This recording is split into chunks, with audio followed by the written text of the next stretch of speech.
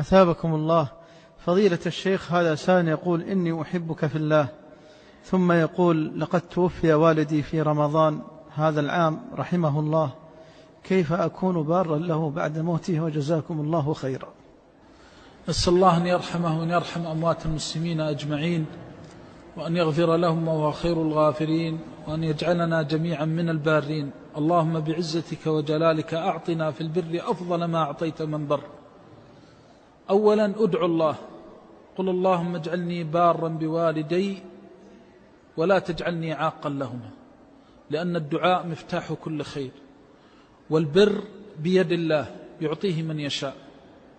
فهناك أقوام وفقهم الله للبر بفضله، والبر لا ينال بالذكاء ولا بالحول والقوة، ولكنه فضل من الله. ولذلك قال عيسى: وبرا بوالدتي ولم يجعلني جبارا شقيا. وقال عن نبيه يحيى: وبرا بوالديه ولم يكن جبارا عصيا. وهذا كله فضل من الله.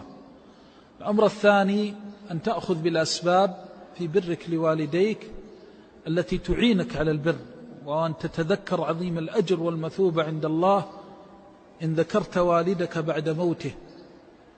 تتذكر أنه بمجرد موت الوالد فقد ابتدأت برا جديدا، وهو البر بعد الموت، وهذا من أصدق البر، لأن البر في الحياة قد يكون مجاملة، وقد يدخله الرياء، وقد يدخله ثناء الوالد والوالدة، لكنه بعد موت الوالد والوالدة لا يسمعك إلا الله ولا يراك إلا الله، فأنت في أصدق البر وأخلص البر، وهو البر بعد الموت.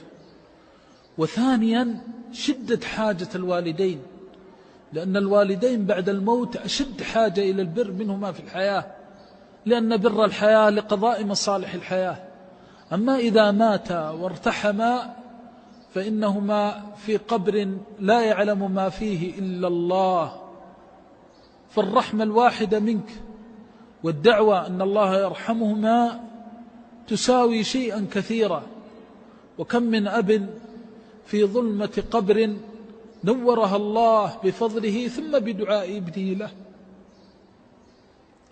وكم من أم في ظلمة قبرها وضيق لحدها نور الله عليها وأفسح لها بفضله ثم ببر أولادها لها.